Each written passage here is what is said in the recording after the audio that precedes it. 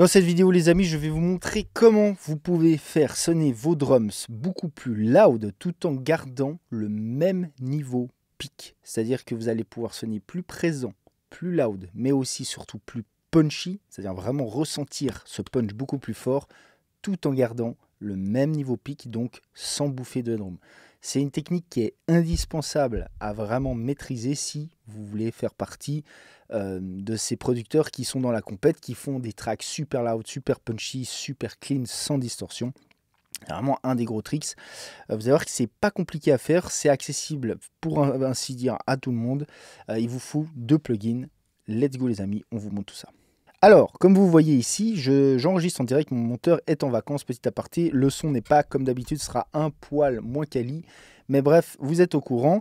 Avant qu'on commence aussi, si vous voulez des tricks quotidiens, si vous voulez vraiment apprendre des choses, vous former via écrit, via ma newsletter, c'est moi qui l'écris tous les jours, quotidiennement. Vous allez recevoir vraiment des tips et des tricks, apprendre plein de choses. C'est des choses que je ne donne pas forcément sur YouTube dans ces vidéos. Je vais beaucoup plus loin et beaucoup plus deep dans certains sujets et certaines connaissances. Vous pouvez vous abonner à ma newsletter. En plus, vous recevrez 300 presets sérum haut de gamme, 100% gratos, plus une formation de plusieurs heures, 100% gratuite, pour les plus débutants d'entre vous qui souhaitent monter leur home studio, les erreurs à ne pas faire surtout, à ne pas tomber dans certains pièges pour pas dépenser de l'argent bêtement et pour avoir un setup optimal. Allez, ceci étant dit, on y va. Je vous montre tout de suite, sans plus tarder, le avant-après. Comme ça, vous allez tout de suite comprendre de quoi on parle. Ici, j'ai un rack. Il y a mes 2 plugins que je ne vous révèle pas tout de suite qui sont dedans. On fait avec et sans. Alors attention, bien sûr, on est plus loud. Mais ce qu'il faut regarder, c'est que on a le même niveau pic, les amis, ok? On a le même fucking niveau pic, mais vous allez voir comme on gagne énormément en perception de loudness. Ok, c'est parti, on commence sans, let's go, on fait en contexte avec tout le reste. Hein.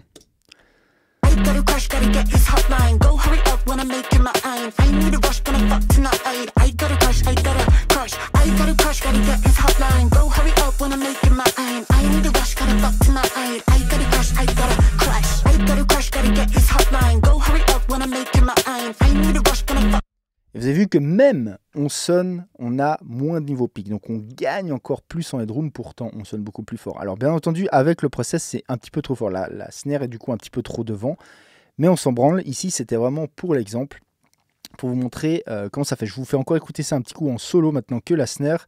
On commence sans...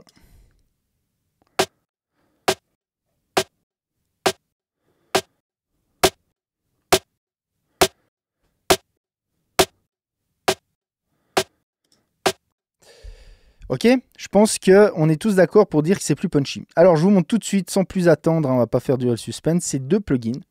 Notez un truc, c'est qu'ici, ces 2 plugins que j'utilise, ce pas forcément les mêmes que vous devez utiliser chez vous. Si vous ne les avez pas, c'est pas grave. Ici, on va parler du principe, du concept, et ensuite on parlera un petit peu de ces 2 plugins.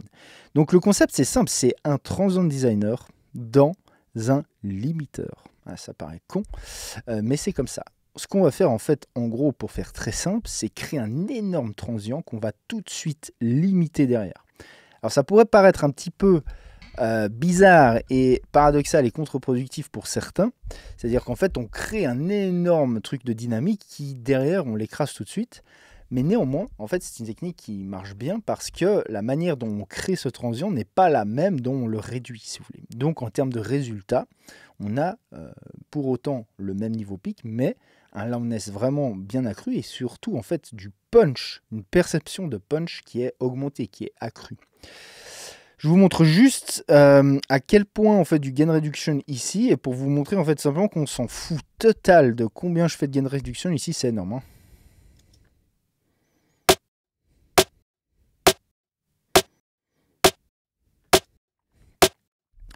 Vous voyez, en gros, je fais 16 dB de gain reduction, gain reduction, vous avez compris, de gain réduction.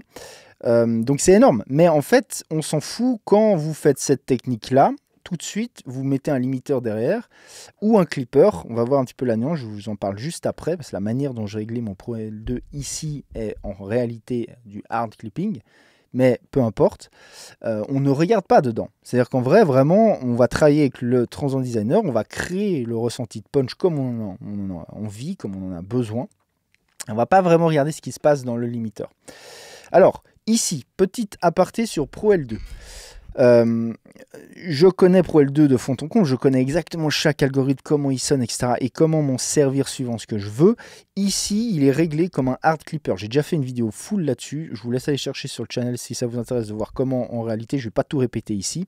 Mais en gros, avec une attaque à 10, release et lookhead à 0, avec ces trois modes-là, on a du clipping. Okay, et là, comme ça, on a du full hard clipping. C'est comme mettre un hard clipper.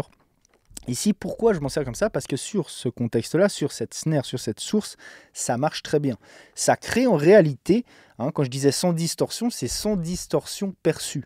Mais en réalité, bien entendu, on crée des harmoniques à toc là, parce que je vous dis qu'en réalité, en fait, on fait du hard clipping, moins 16 dB de hard clipping. Sur le temps de la snare, on est full harmonique. Mais en fait, à l'oreille, ça sonne pas comme de la distorsion et de la saturation. Tout simplement parce que déjà c'est sur un court instant et sur des drums typiquement une snare, en fait en réalité on aime bien avoir un petit peu d'harmonique, ça la rend plus bright et plus présente aussi. Ok. Pour vous démontrer ça, je vous mets juste un autre mode ici, je vous mets le mode moderne. Le mode moderne, pour le coup, va pas vraiment faire du clipping, du hard clipping, suivant comment on le règle. Encore moins si je baisse un petit peu le niveau d'attaque, si je fais ça. Un tout petit peu de release, un peu plus smooth, un petit peu de lookhead, vous allez entendre clairement la différence, c'est plus doux.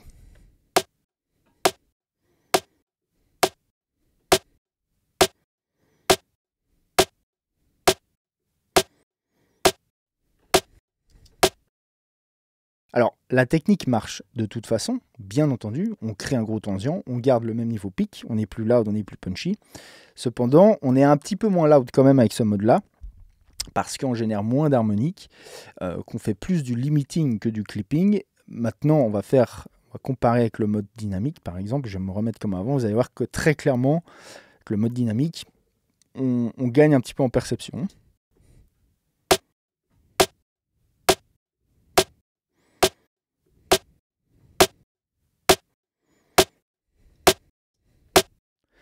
Ok, donc voilà, suivant le contexte, ce qu'il faut retenir, c'est que le réglage du limiteur derrière, que ce soit avec Pro L2 ou un autre, bien entendu, vous pouvez utiliser n'importe quel limiteur.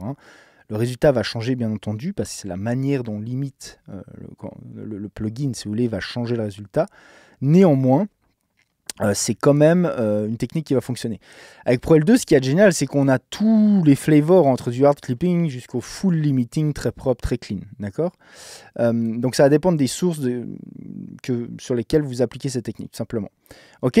Donc voilà, pour le Pro L2, maintenant, si on devait faire cette technique-là sur un kick, par exemple, bien entendu qu'on irait régler notre Pro L2 différemment. Pour le coup, on ne ferait certainement pas du clipping, en tout cas pas du hard clipping comme ça, parce que sur un kick, l'information de basse, le sub va tout de suite être audible, c'est-à-dire la saturation qu'on va générer, les harmoniques qu'on va générer sur un sub, pour le coup, va être très audible, très crunchy, et là, on va identifier ça comme étant de la satu, quoi, pas cool.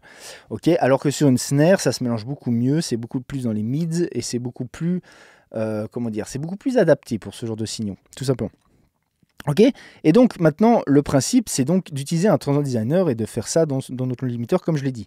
Mais perso, moi j'utilise Spiff maintenant pour tout ce qui est transient designing, pour tout ce qui est transient designer. Pourquoi? Parce que c'est pour moi quand même un des plus efficaces et un des plus poussés aussi, qui nous offre en fait plein de modes, plein de manières, si vous voulez, de sculpter notre transient qu'on n'a pas ailleurs tout simplement. C'est un super outil. Néanmoins, vous pouvez faire ça avec d'autres transient designers aussi. Le but, c'est vraiment de créer un gros transient. Et le paramètre principal qu'il va falloir gérer, c'est le decay. C'est-à-dire à quel temps on booste nos transients. C'est-à-dire est-ce qu'on booste une toute petite partie très courte au début. Généralement, ça permet d'avoir vraiment une sensation de punch accrue en y limitant derrière, ou est-ce qu'on va plus long, etc. Donc ici, juste si on joue avec ces deux paramètres-là, déjà le decay, et le decay low frequency, high frequency, excusez-moi, qui permet en fait de déterminer la longueur du decay entre les basses et les hautes fréquences, pour faire simple, ok.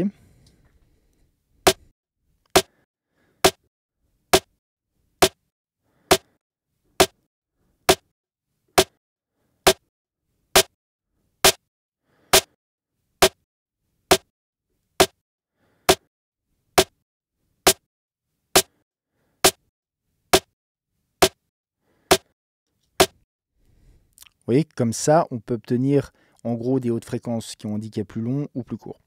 Là, pour moi, c'est le bon réglage comme ça sur ce signal. Et après, bien évidemment, il y a cette curve qu'on peut choisir qui en fait nous permet tout simplement de déterminer qu'est-ce qui est boosté à quel niveau, fréquentiellement parlant. Donc ici en fait je lui dis grossièrement de un petit peu plus ignorer toutes ces zones-là, de ne pas booster, de ne pas créer de transition dans les basses ni les bas mids. Cependant il le fait quand même un petit peu, c'est pas net, mais il le fait moins que dans les hautes fréquences. Là c'est juste pour des raisons d'esthétisme, tout simplement parce que si je voulais garder en fait ce signal, c'est-à-dire cette snare à peu près équilibrée par rapport avec le process et sans le process, c'est-à-dire que sans le process et avec, je veux qu'il y ait à peu près le même équilibre spectral. C'est comme ça que j'en suis arrivé là. Ok, on va voir si je rajoute les bas mids, ce que ça fait.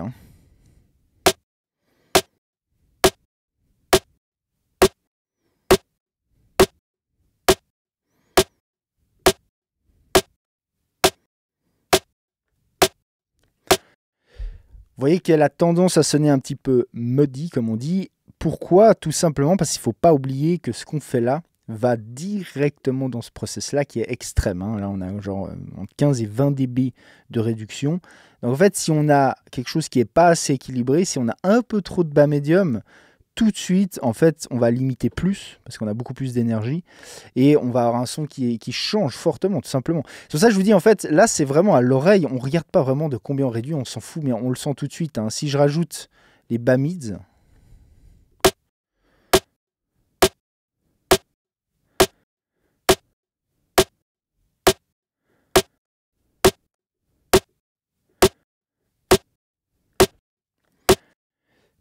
vous voyez que du coup, on limite beaucoup plus, et surtout, on a ce côté un peu pou, un peu...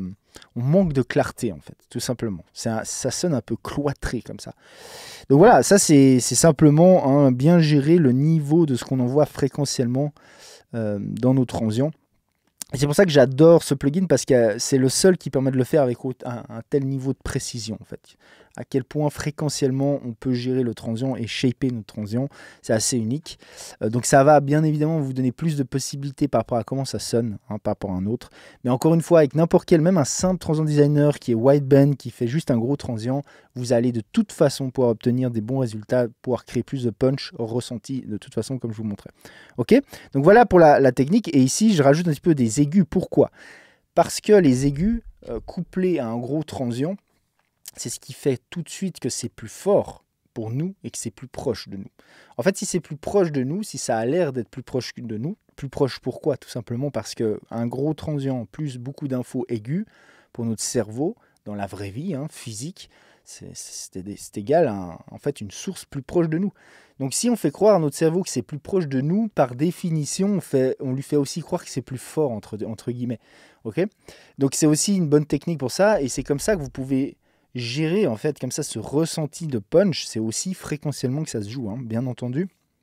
Vous n'arriverez jamais à faire sonner en fait un gros transient fort qui n'a aucun aigu autant proche qu'un autre qui en a beaucoup, par exemple. Vous voyez, le contenu spectral de ce qu'il y a dedans est super important par rapport à la perception de cette source. Ok, donc la technique, vous la voyez, elle est toute simple à mettre en place. Elle est juste à comprendre. Vous pouvez appliquer ça sur tous les drums. Vous pouvez appliquer ça aussi sur d'autres éléments, c'est-à-dire sur des éléments qui sont un petit peu percussifs. Dès le moment où il y a un soupçon de percussion, de transient dans une source, ça peut être des synthés, ça peut être n'importe quoi concrètement, vous pouvez jouer à ce jeu-là. Vous allez le faire plus ou moins fort, bien entendu, et surtout, ce qui va changer, c'est la manière dont vous réglez votre plugin de limiting ou de clipping derrière pour gérer ça, suivant si vous voulez plus d'harmonique ou si vous voulez rester plus clean, plus doux, entre guillemets. Ok. Si vous voulez vous former deep sur les limiteurs, j'ai une formation qui s'appelle Clipper Limiter Pro qui est ultra avancée là-dessus, où je vous montre en détail absolument tous les limiteurs classiques du marché, comment ils fonctionnent, comment s'en servir à bon escient, comment en tirer en fait le maximum pour éviter un maximum les effets secondaires de ces process-là. C'est super utile autant en sound design qu'en mixage, mais aussi en mastering. Pour être compétitif, pour sonner fort. Autrement, les amis, si vous voulez vous former sur n'importe quel sujet, que ce soit mixage, mastering, sound design, production, j'ai une tonne de formations qui peuvent vraiment vous aider, qui aident des milliers de producteurs et d'ingé son aussi débutants, tout simplement sur Strobe Studio School. Donc si ça vous intéresse, c'est encore les offres d'été. Je ne sais pas encore jusqu'à quand on va les laisser. Pour l'instant, elles sont là. Donc si vous voulez vous former, et bien sûr, ça permet aussi de supporter tout ce content gratuit que je vous fais, autant sur YouTube, autant via la newsletter. Si vous voulez supporter, en fait, si vous voulez soutenir tout cet écosystème gratuit, c'est bien sûr aussi grâce à ces formations-là, parce que vous vous doutez bien que de vous faire autant de contenu gratos comme ça a un énorme coût pour moi. Hein. J'ai un monteur, j'ai plein de choses, j'ai des coûts, ok. Et donc pour supporter ces coûts-là, bien entendu, ce sont ces formations qui font ce job-là. Donc si à la fois vous voulez vous former tout en supportant tout ça, bah voilà, je vous mets tous les liens dans la description. Il y a des grosses offres partout, c'est win-win. Si vous voulez d'autres vidéos de ce genre-là, mettez-moi drums dans les commentaires. Si vous voulez d'autres vidéos sur des petits tips et tricks comme ça sur les drums pour les faire sonner plus fat, plus ci, plus ça, plus large aussi, par exemple, vous me mettez drums dans les commentaires. Si vous voulez d'autres vidéos de ce genre-là, je vous propose ces vidéos-là. Les gens, c'était Igor chez Stop Studio. Je vous dis à plus. Ciao!